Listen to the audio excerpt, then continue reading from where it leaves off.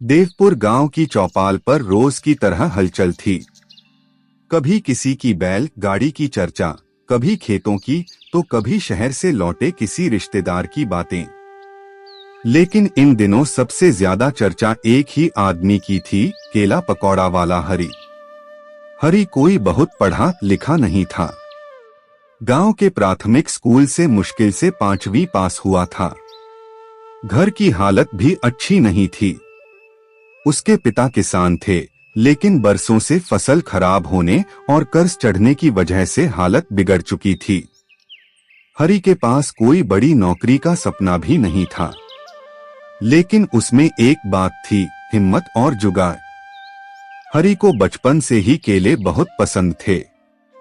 गांव के मेले में जब भी केले का पकौड़ा, केला भज्जी बेचने वाला आता, तो हरि बार बार चक्कर लगाता। एक दिन उसने सोचा, जब मैं खुद केले के पकौड़े बना सकता हूँ, तो क्यों न इसे बेचकर कुछ पैसे कमाए जाएं। उसने माँ से 5 केले और थोड़े बेसन के पैसे मांगे। माँ पहले हंसी, अरे बेटा, लोग पकौड़े खाते हैं, तू पकौड़े बेचने चला है।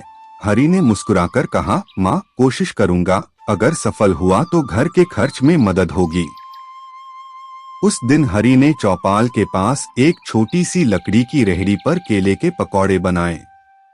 बेसन में हल्दी, मिर्च, नमक और थोड़ा सा चावल का आटा डालकर कुरकुरे पकौड़े तैयार किए। पहले तो लोग हंसते रहे, अरे केला भी कोई पकौड़े में डालता है, ये लड़का पागल हो गया है। लेकिन जब एक बुजुर्ग ने हिम्मत करके चखा तो बोला, वाह, मजा आ गया, मीठा भी और नमकीन भी। यही पहला विज्ञापन था। थोड़ी ही देर में सारे पकौड़े बिक गए। अगले दिन से हरि रोज आने लगा। उसकी दुकान के पास भीड़ बढ़ने लगी।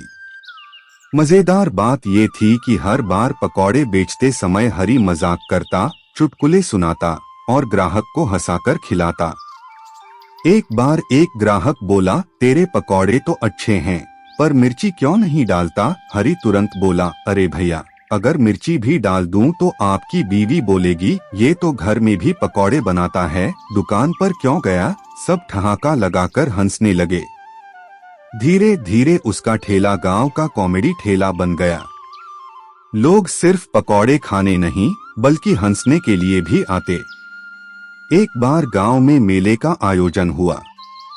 कई शहर के बड़े बड़े दुकानदार भी आए। वहां आलू पकौड़े, प्याज पकौड़े, समोसे और जलेबी बिक रही थी।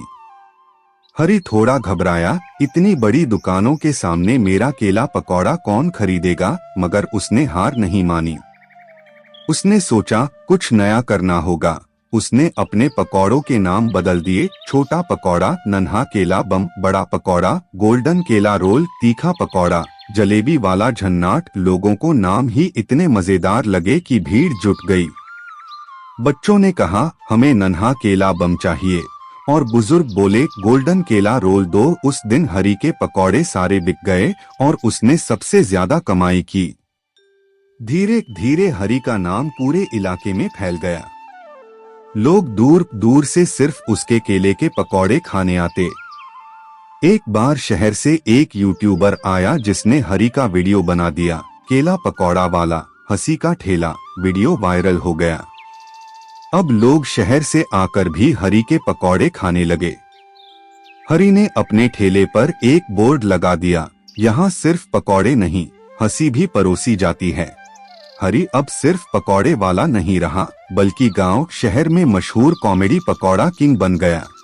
उसकी कमाई इतनी बढ़ गई कि उसने अपने पिता का कर्ज उतार दिया, घर की हालत सुधार दी और स्कूल के बच्चों को फ्री में कभी कभी पकौड़े खिलाने लगा। लोग अक्सर उससे पूछते, तेरी सफलता का राज क्या है? हरि मुस्कुराकर कहता, राज बस इतना है, मेहनत करो, हिम्मत मत हारो और काम में थोड़ा मजाक डाल दो, फिर पकौड़े भी मीठे लगेंगे और जिंदगी भी। छोटा काम भी मेहनत और लगन से बड़ा बन सकता है। सफलता पाने के लिए नयापन और जुगाड़ जरूरी है। हंसी मजाक से काम में मिठास आती है और ग्राहक दोबारा लौटकर आते हैं। हार मत मानो, मुश्किल हालात में भी आगे बढ़ते रहो। इस तरह केला पकौड़ा वाला हरी सिर्फ गांव का ठेले वाला नहीं बल्कि प्रेरणा का प्रतीक बन गया, जिसने दिखा दिया कि जिंदगी में हंसी और मेहनत से कोई भी छोटा काम बड़ा बन सकता है।